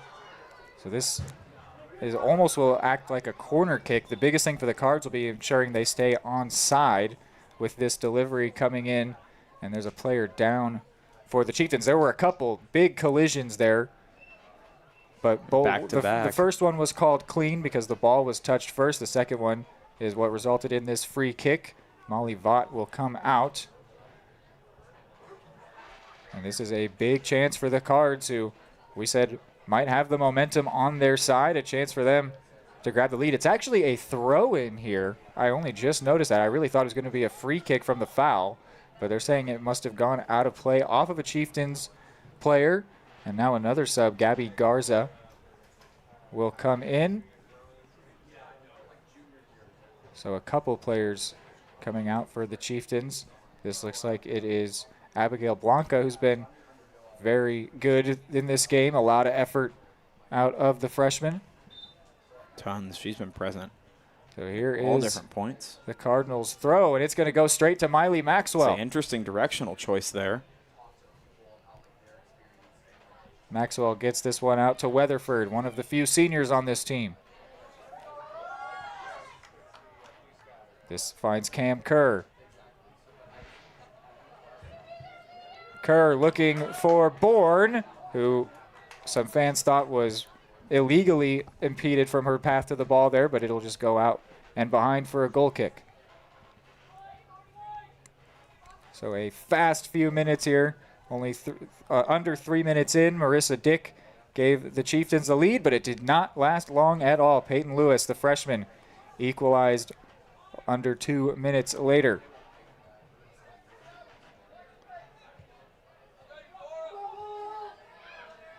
A nice move there from Lillian Muting.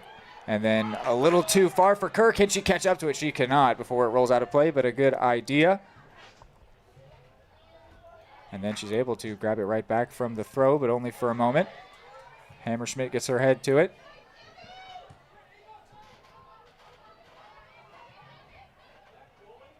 This one goes back all the way to Ordas Medino, whose pass almost comes up a little short, but does find a teammate under a bit of pressure from the sub, Gabby Garza. And now this is Legan Caraway. And here's going to be Kerr. She has just Lewis in support. 2v5 here for the Cards. So Kerr's going to slow things down, allow her teammates to catch up. Gets this one across to Chappelle. She wants the long shot, lines it up, and that one will go wide. Another shot on target that, adding context, was not that far off. Definitely out of range of the frame, but not by a massive margin considering how far out the shot was taken from. That's the 10th shot for the Cards, 3 on target. For the Chieftains, their first shot of their second half was the 5th of the game, all of course on target because that 5th one was our opener tonight. This one goes straight to a Cardinal, but then is taken away. And now Caraway will get past 3 or 4 Cardinals defenders. She's got a 3v3 now. Gets past Ella Dines and then goes down off the ball, and the referee allows that one, says it was clean. So now Chappelle can run the other way. She looks to Bourne. Bourne has both Lewis and Chappelle in the box. Bourne gets past the defender, sends in a low cross. Lewis! And that one deflected. Lewis again comes back to her once more. Plays it back And then that one caught her off guard, coming back to her. A long-range effort along the floor. And that one goes wide. That had to be out to the right by a foot, maybe 2. I think they're saying it was blocked behind. It was. Yeah. So I'm not entirely sure, but I'm going to mark that one down as on target. It was certainly close. A good effort there.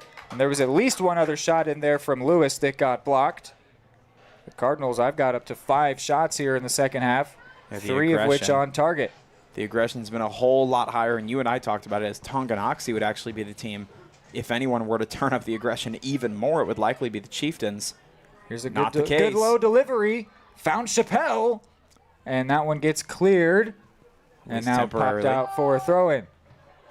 Cardinals definitely applying pressure here. They've almost already matched their number of shots from the first half, and they've tripled their amount of shots on target. Yep. And for the Chieftains, they only have 1 shot, and it was from that mistake. This one sent in low from Kane. Hammerschmidt gets a foot in. Kane able to keep it in and then wins a throw.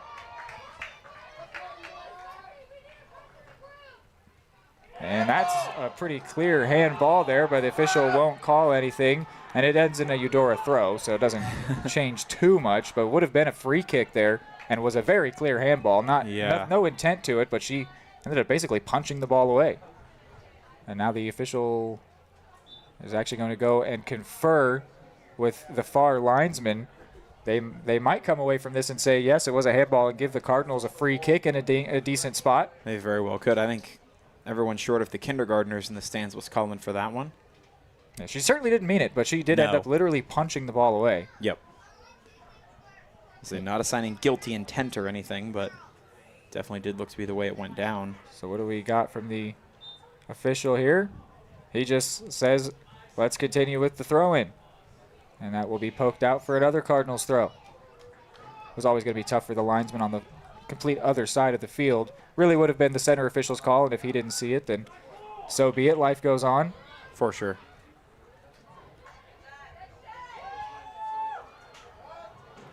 Muting trying to fight to get to that one from Miley Maxwell. Looking for Kerr was Chappelle. Hammerschmidt chases this one down, and then really crafty aggression there for the Chieftains. Cardinals with a lot of control here right now, but the Chieftains also putting up a decent low block with all of their numbers in their own half.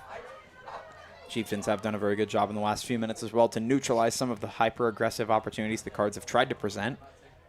Oh, and here's a decent ball for Maxwell. She tries to put it into space for herself, but the Cardinals able to chase it down. Dines wants a foul there as she was pushed by Maxwell, but actually gets given a throw, which is a pretty surprising call. Right. It should have either been a foul there or a Chieftains throw, I thought, but they went with the Cardinals throw in. Here's Kane. Cards trying to set up some numbers, clear themselves out of trouble. Chieftains not going to give it to him easily. And the referee thought about calling the handball on Chappelle. He put the whistle to his lips, but did not blow it, despite that one also hitting off the hand or wrist area.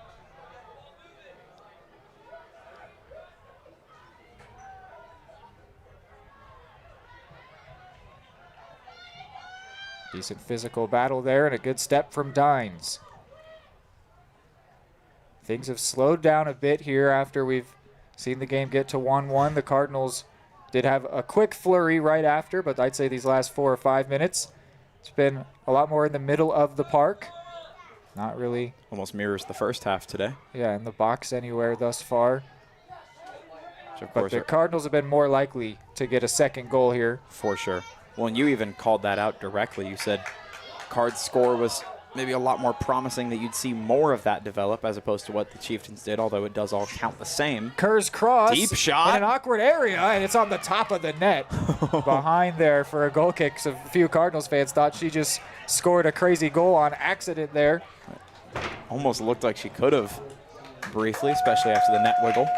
Well, they didn't do us the courtesy of standing before entering the field, so I'm not going to be able to get you everyone that's going out there for the Cards, but Among the players going in, Kennedy Stottleman, Faith Lorenzo, Peyton Van Horn, Evelyn Steele, Leanna Muting, and Coco Shutt going out there for the Cards after 15 minutes of the first half.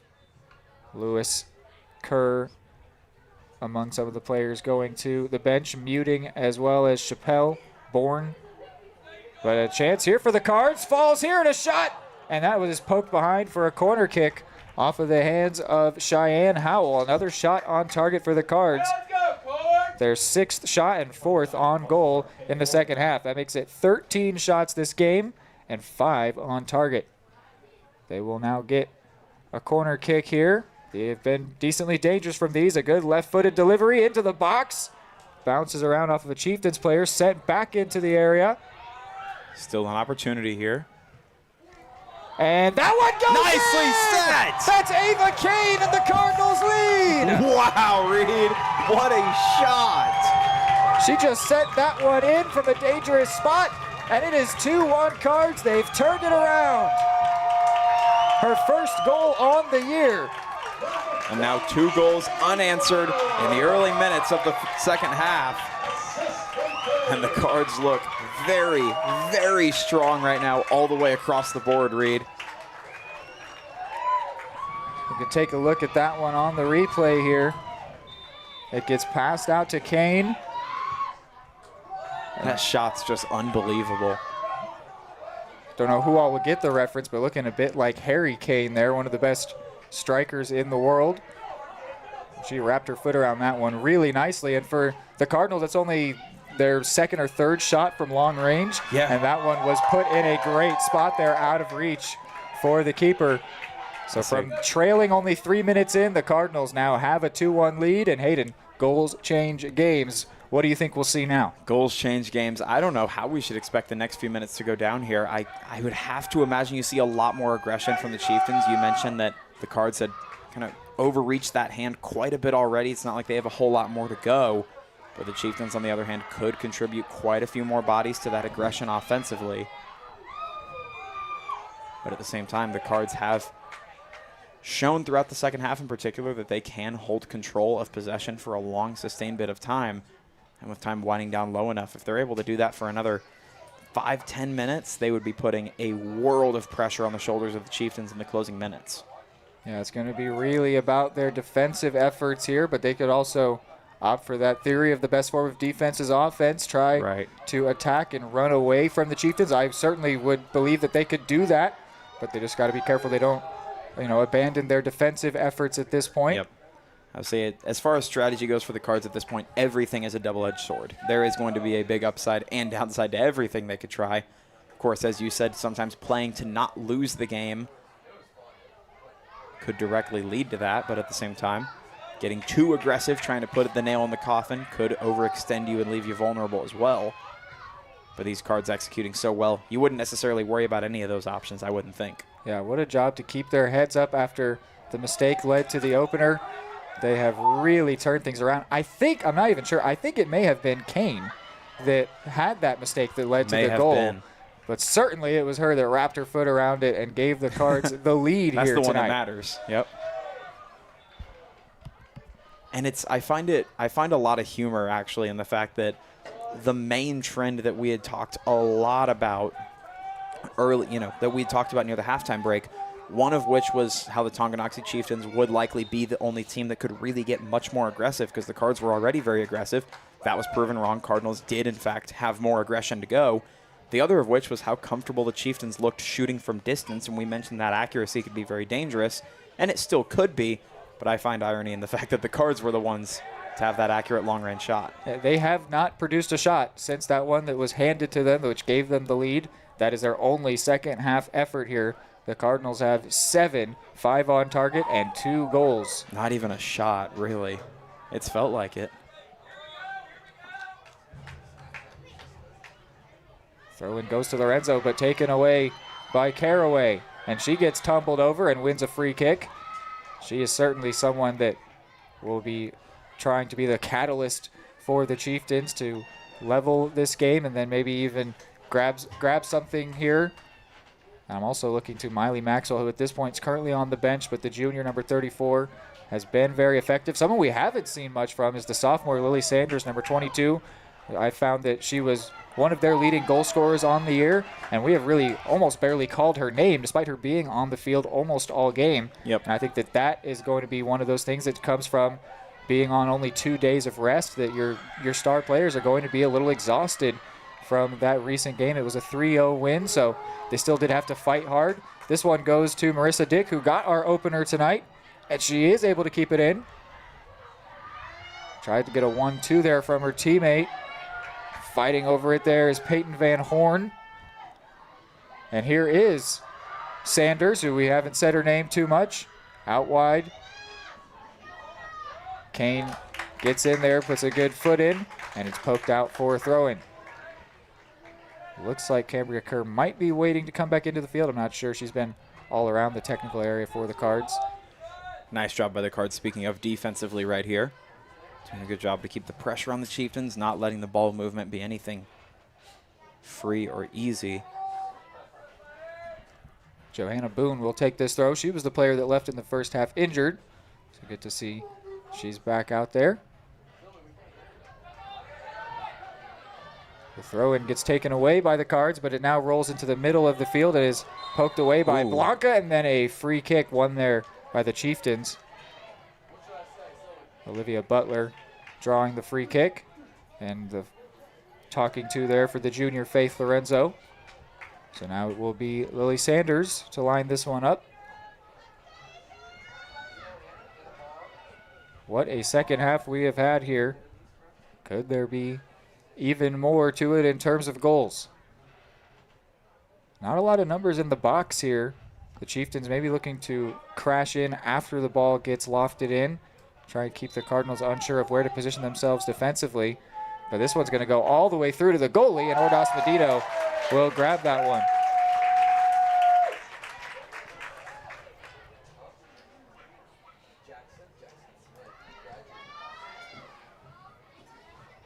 Oh, and a step there. It's going to give the ball to Evelyn Steele, who looks to try and send in her teammate, and then a collision there of bodies. I did not see much contact on the ball, but the official calls it clean. The ball may not have even been touched. And then it will be a Cardinals throw-in. And now the captain, Cam Kerr, will come back in place of Leah Barnhart.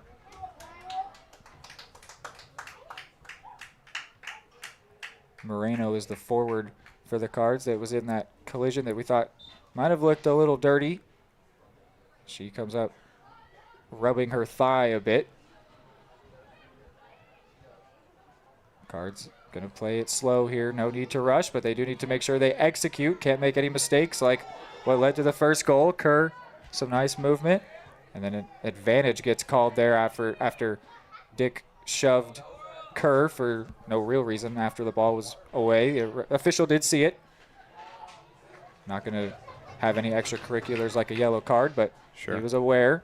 And now Miley Maxwell, who I've identified as one of the leading threats just based on this game alone, will check back in.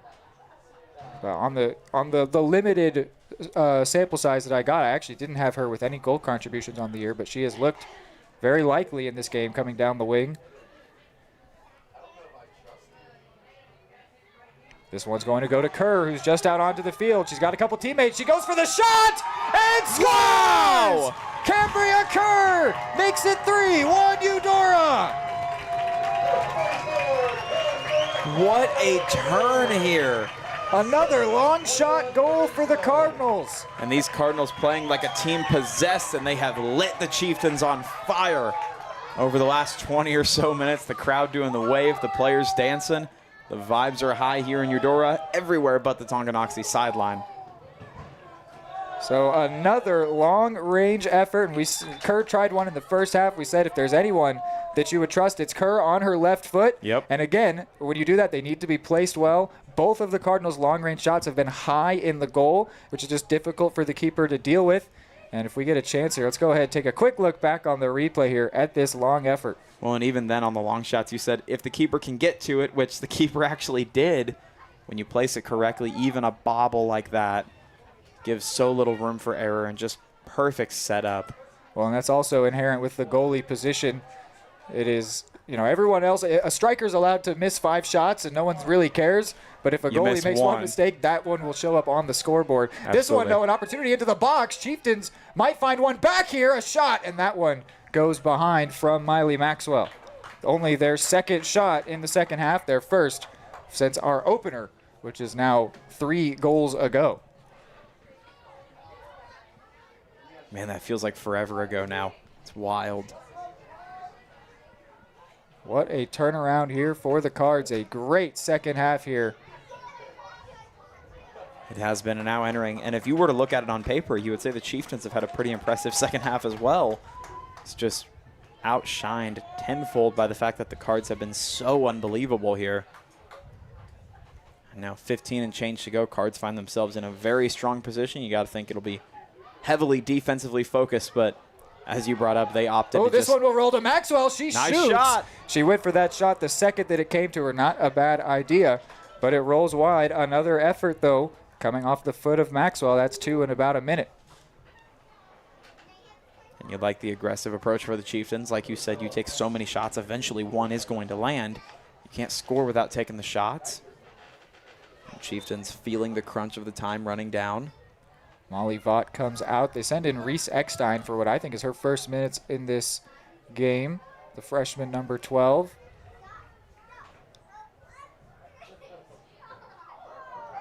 Maxwell will get called for the foul there. Well, this has been an amazing game, and all this great action was brought to you by Kansas Insurance, where they believe in taking time to issue personal care and attention to each individual client. To see how Kansas Insurance can help you protect what matters most, call 913-369-6600. Proudly bringing Eudora Sports Live to Cardinals fans everywhere. Under 15 to go here. It would take a lot for the Chieftains to get back into it, though they are now looking to really push hard to try and get that second goal and at least make it a 1-goal game. Maxwell again, and this one saved by Ordas Medino. Only their second shot on target in the second half, and all 3 efforts since the goal from Marissa Dick have come from who's playing along the left wing right now, Miley Maxwell. Credit where it's due to Ordas Medino as well, doing a really nice job. Yeah. With a couple of very high-pressure moments in the last couple of minutes. She came out of her goal quickly, which narrows the amount of space that you can get it around her. Yep. And that was just a great job by the junior. Makes a good save.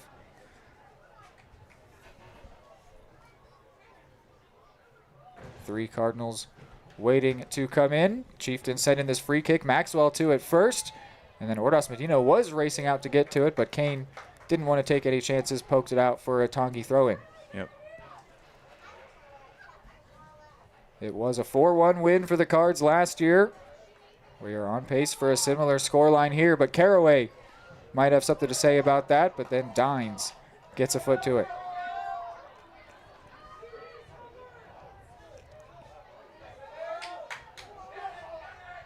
Cardinals leaving a lot fewer numbers forward at this point. They are allowing the Chieftains to have more of the ball, doing it intentionally. They're believing they can leave their numbers back as a handball will be called there against the Chieftains.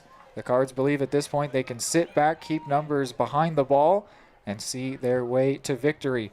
Kerr, though, sends this one long. It could roll through for steal, but the goalkeeper, Howell, will get to it.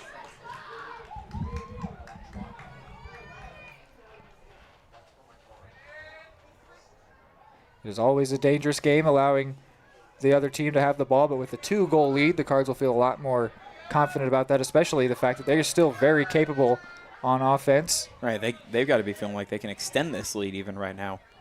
And you can see it in the play style, definitely playing loose. Here is Steele. And that'll be poked out for a Cards throw. And then a quadruple change for the Cards. Going in Lillian Muting, Lucy Pratt, Shay Hammerschmidt, and Peyton Lewis. And actually, it looks like Kylie Bourne also jumped up off the bench and goes in. And some late additions. Cards really returning everybody, just doing it slowly, as now Chappelle and Barnhart are ready to come in, but they will not go in just yet. Kerr goes for another one into the box, and it actually nearly found Bourne, but rolled all the way through to Howell.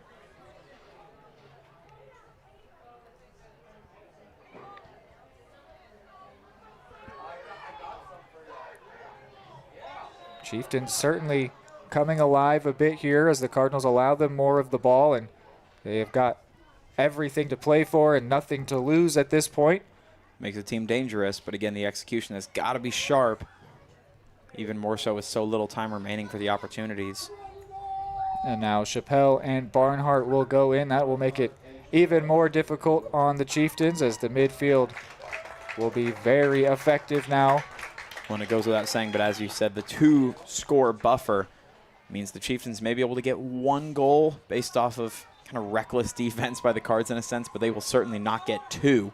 Even if they are able to capitalize once, almost certainly the Cards will tighten things up and restrict that defense even more. Steele and Lorenzo, the 2 that go out. A great ball from Lewis to find Bourne. Bourne sends it in, and what's the call going to be there? A foul on the goalie. That's the right call, as it was a good effort from the Cards to get to the ball, but goalies, they say that goalies are a protected species. They're a lot like the way that quarterbacks, kickers, and punters get treated in the NFL.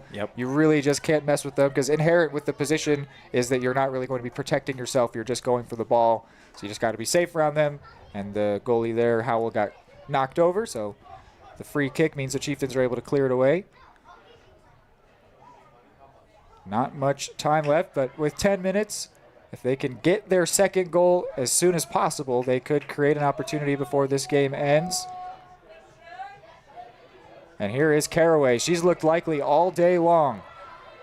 Caraway gets past Dines, has a couple teammates in front. One's offside, though, and she looked to be offside. Flag goes up. That's the right call. Reese Eckstein, the freshman, with a bit of a freshie mistake there. She was camping in an offside position the whole time. And so a great counter there that was fashioned out by Caraway gets wiped away. When you're right, too, Caraway has been not only so present all across the field tonight and been so effective, but has looked very likely to get that scoring opportunity at least once, and it just hasn't materialized yet. Sanders finds Maxwell. She might look for a long-range effort. Maxwell lost the ball, though, for a second, and Kane pokes it away. Here's Sanders, the long-range effort. It's blocked. Cards everywhere making it as disruptive as they possibly can. Yeah, they've got so many numbers behind the ball, but now with the speedy Lewis, Kerr, and Bourne as their front 3, they could easily create a counter chance. But it's funny, we've been singing the praises of the starting squad, which they certainly deserve it, but 2 of the 3 goals came with the Cardinals having most of their subs out on the field, so give their credit where it is due. Absolutely. And we said earlier that the coaching staff, you could tell, had a lot of trust in the substitution players. And that trust that we talked about in the first half has been more than proven true. Hammerschmidt with a great ball for Kerr. She's got a couple teammates in front. Rolls that one for Lewis, but it goes straight out of play. And now a double change for the visitors. Molly Vaught goes in. Evelyn Fox also into the match. Coming out, Reese Eckstein and Grace Weatherford.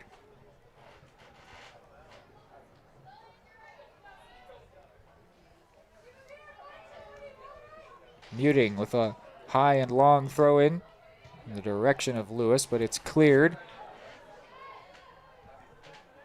About 7 minutes and change remaining now. Cards still trying to keep as much control as they can.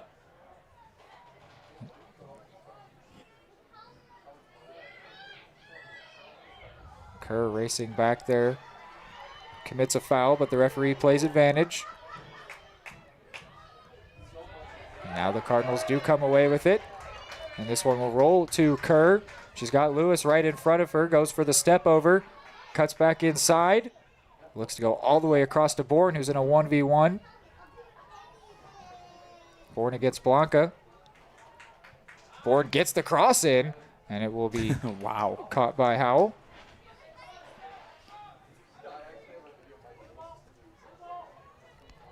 Seven minutes to go now. The Chieftains need to get a second goal before they can get a third, and they looked likely for a bit there, but the Cards have really taken a lot of control back. But just as I say it, Caraway steals it and creates a counter chance. 4 defenders back, though, for the Cardinals. A great ball for Caraway. She's going to have a couple teammates in the box. Here's Lagan Caraway. Tries to get past Pratt, but Lucy Pratt with a great play, and she's able to find Bourne, and the Cardinals escape the danger. Feels like you can repeat that line over and over here in the back portion of the second half, escaping danger. They've managed the situation beautifully in so many different spots tonight. Taken potentially dangerous situations and completely neutralized them time and time again over the last 10 to 15.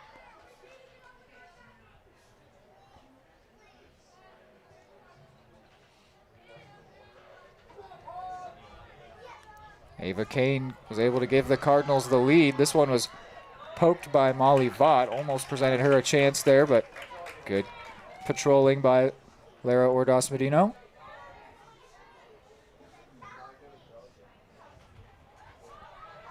Kerr going to catch up to this one, but too big of a touch there to keep it in play. Nearly.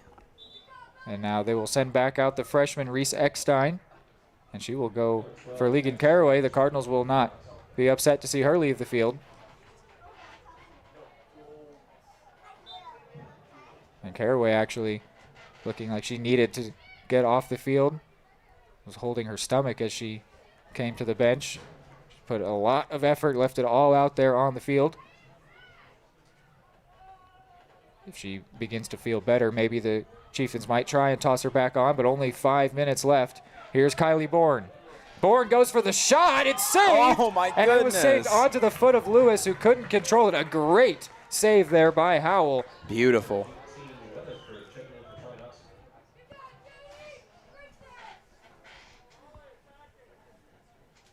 And then it went straight down to the foot of Lewis, who couldn't react in time, so it went out for a goal kick. Chieftains will take off Sanders, and they will be looking to send out Garza, but she'll have to wait. Weatherford comes in. Cardinals still pushing hard here. Might be able to find that fourth goal and match last year's scoreline. A shot low, driven hard there. Believe that was Barnhart. A 10th shot in this second half and an 8th on target for Eudora. And what a turn overall from the first half to the second here. This is a completely different Cards team. Just in terms of the end product, everything else has really been very similar. It has. The results have just shifted night and day. Which I suppose is a metaphor for something, hiding that the effort over time does eventually compound into results. Oh, yeah. Nicely kept in there by Lewis. Lewis sends in the cross. Decent delivery. Met there by Gemma Halza.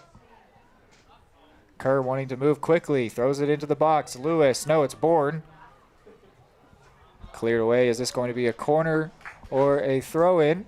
Either way, it's a Cardinals ball. And it will be a corner. So K.M. Kerr will line this one up.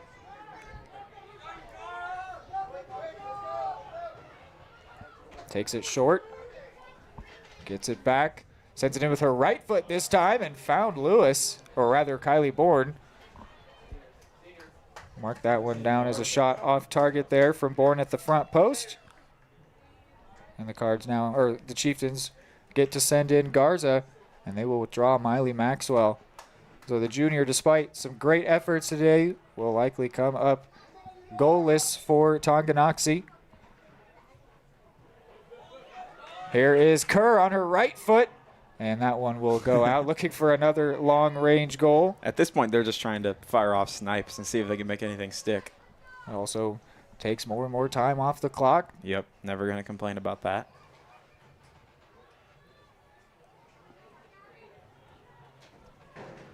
Now under 2.5 to go. Time dying out, a couple of substitutions. Getting ready to go on the Card side. Looks like a trio.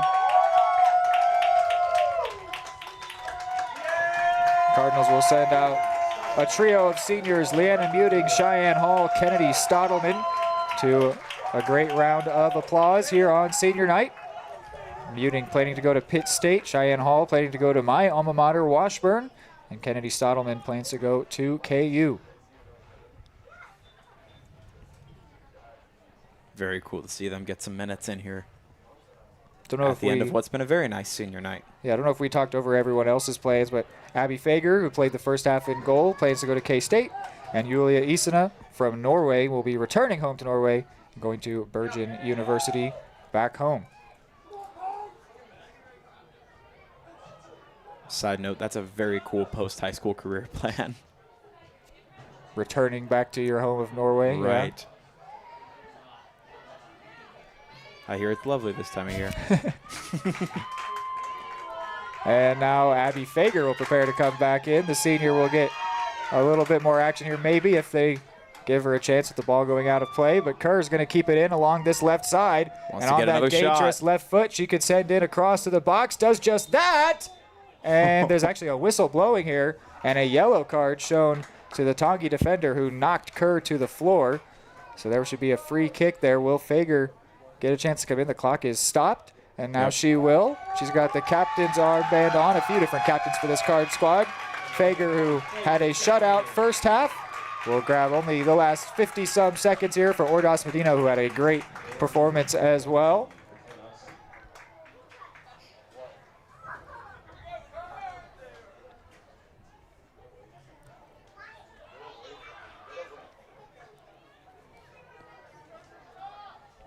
Kerr sends this one in with her right foot, front post, gets cleared right back to her.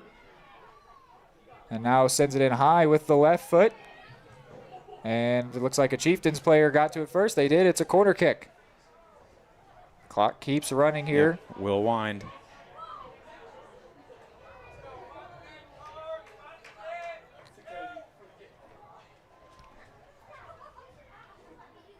Kerr with some strategic time wasting here, deciding if she wants to go with her right foot or her left. Sends it in front post, met by a Chieftains player. Still in the area, finds Barnhart. She goes for the shot. It's a great save. And then gathering it there is Howell. 5 seconds remaining here. One last kick, and that will do it. A 3-1 victory for the Cards. Stops a 2-game skid. A fantastic performance. They trailed 1-0 only 3 minutes into the second half, but then they came alive. Goals change games, as we said, and Lewis, Kane, and Kerr were able to make the difference here. The Cards get a senior night win, a fantastic performance here at home, a big win within the Frontier League. Eudora victorious here at home. We will take a break and then wrap this one up on the post-game show here from Eudora, Kansas.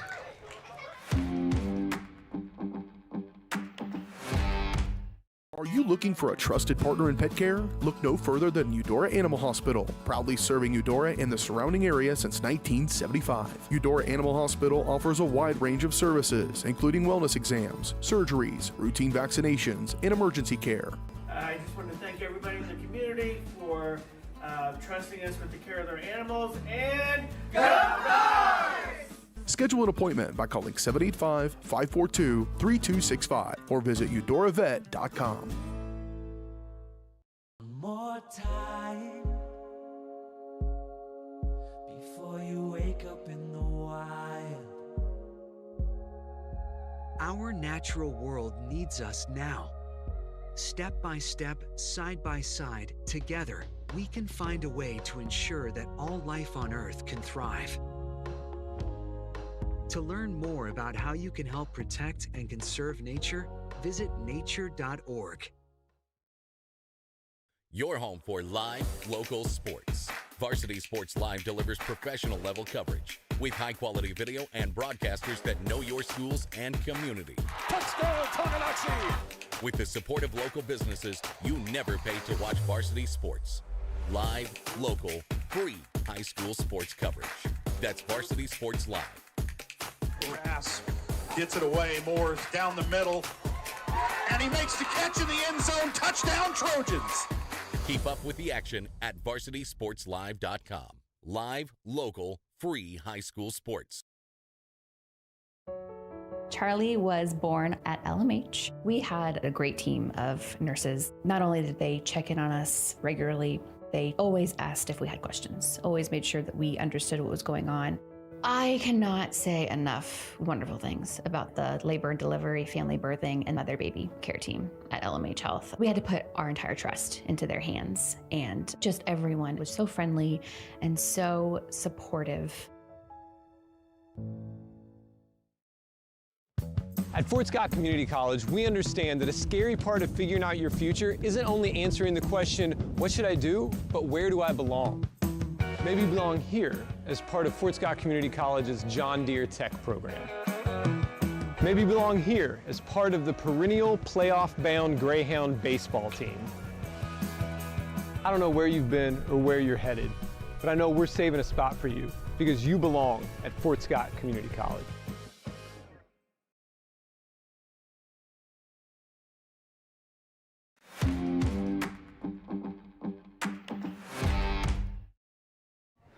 All right, post-game show here brought to us by Eudora Animal Hospital. For 40 years, Eudora Animal Hospital has been caring for pets and livestock with fair pricing, trusted service, and compassionate care. Pet owners from across the region trust their four-legged friends to Eudora Animal Hospital. To learn more, visit eudoravet.com. So a fantastic turnaround in the second half results in the Cardinals' first win since April 23rd for Tonganoxie. They have now dropped 4 of their last 6. And unfortunately for our Tonganoxie Sports Live viewers, they still have not gotten to see their team win, but they are a very good team. And we saw clear evidence of that tonight. This was 2 very, very good teams. I think the Cardinals used home field advantage to their advantage in this game, and they really just played super well for their seniors on senior night with a very good crowd, very nice weather, and despite trailing 1-0 very early on in the second half, it ends with a pretty comfortable victory. Yeah, it was a really fun night, and as you mentioned near the end of the game that I think is really important to highlight, this felt like an entirely different second half for the Cards just in terms of the box score and how they were shooting and how the results were coming. But it was not that different in terms of how they were playing, how they were setting up opportunities. The execution was improved, but I wouldn't even say it was that much better. It's not like we had a poor performance in the first half and then the switch flipped and all of a sudden they were great. We said in the halftime break they were playing very well. You could even say they were the better team despite Tonganoxie maybe having more chances right near the end of the first half. And I think it's just a really good showing of when all these players with all this firepower and all this chemistry as a unit come together and play well and catch fire, just how dangerous they can be, because it felt like they were scoring at will in the back half of that second half altogether. And just such an amazing showing for them, and a really tough out for the Chieftains, who I think are going to be looking at this one as a what could have been for them. Yeah, for the Cards, it's their 8th win on the year. They moved to 8-4-2. The Chieftains fall to 9-5. The goal scorers, first it was Marissa Dick off of the error by the Cardinals, and that was in the 43rd minute. Then in the 45th, Lewis grabbed the equalizer very soon after, and then Ava Kane 11 minutes later gave the Cards the lead, and in the 63rd, Cam Kerr put it out of reach for the Chieftains with a very impressive long-range effort. A great game here. Both teams played seriously. A very special performance for both games or for both teams, and it resulted in a great game of soccer, which is something that I love. It did. And this was a lot of fun. We do not know what is next up here on Eudora Sports Live. We had a couple softball games get rescheduled, and so hopefully we'll be able to get something else for you before the spring regular season ends, but it's no guarantees here. We also were hoping to maybe grab a playoff game or two, but we're not quite sure how it's all going to look. It's all up in the air. This could end up being the final broadcast of the spring, but hopefully it is not. There could be at least a couple more broadcasts, if not more than that, before this season wraps up, both the regular season and playoffs. But what a great season it has been. It's always fun to get a little taste of all the different spring sports here. For sure. And yeah, this has been a great night for Eudora Soccer. We got to cover 2 very fun wins for 2 different types of wins for the Cardinals, but 2 very fun wins. So looking at the future for both these teams, first for our visitors, the Chieftains on May 12th will play Kansas City Christian, and then their final regular season game is against the formidable Hayden High School. And for the Cards, their next match is in 5 days as well, on the 12th against Bishop Seabury, and then on the 14th they will wrap things up against Baser Linwood. So we will see how everything shakes out within both the Frontier League and also just overall record and where the playoffs all stand. The Cardinals may or may not end up having a home game. If they do, we will potentially try and be there for that one. But there's no guarantees with Keisha and all of the different things of how it all works out. But all we can promise is that we'll do all we can. Yeah, but it has been a privilege, of course, and that means this could be the last broadcast of the school year as well. So what a great time it's been, all the way from starting back in 2025 now to here already in May of 2026. How did we get here that fast? But it's always such a privilege to be here with the Cardinals and to get to cover Eudora Sports here on Eudora Sports Live. We will send you to one last break and then close this one down, but that's all that we've got here on our post-game show. So for Hayden Harves and myself, Reed McAvoy, thank you so much for tuning in, and good night. And go Cardinals. And good go night. Cardinals. Big go Cardinals.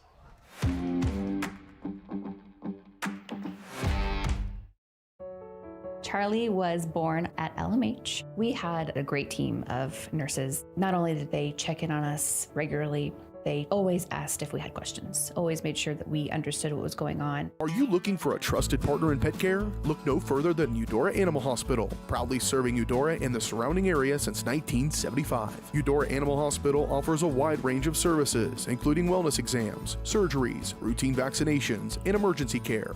I just want to thank everybody in the community for trusting us with the care of their animals, and go Dogs! Schedule an appointment by calling 785-542-3265 or visit eudoravet.com. One more time before you wake up in the wild. Our natural world needs us now. Step by step, side by side, together, we can find a way to ensure that all life on Earth can thrive. To learn more about how you can help protect and conserve nature, visit nature.org. Your home for live, local sports. Varsity Sports Live delivers professional level coverage with high-quality video and broadcasters that know your schools and community. Touchdown, Tonganoxie! With the support of local businesses, you never pay to watch varsity sports. Live, local, free high school sports coverage. That's Varsity Sports Live. Grass gets it away. Moore's down the middle. And he makes the catch in the end zone. Touchdown, Trojans!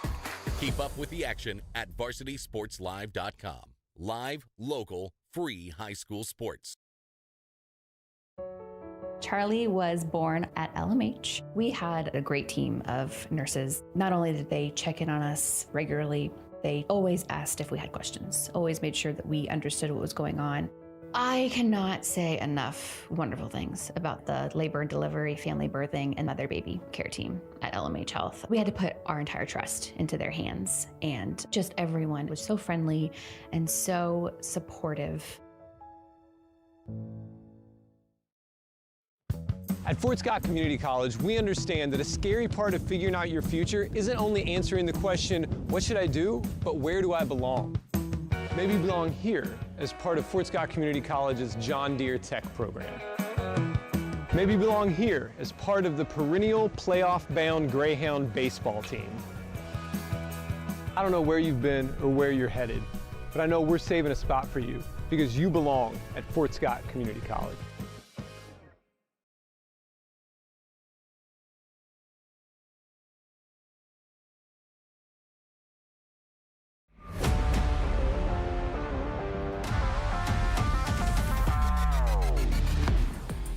From the gridiron to the hard court, the pitch to the mat, don't miss any of the action. We're there with live, local sports coverage at Varsity Sports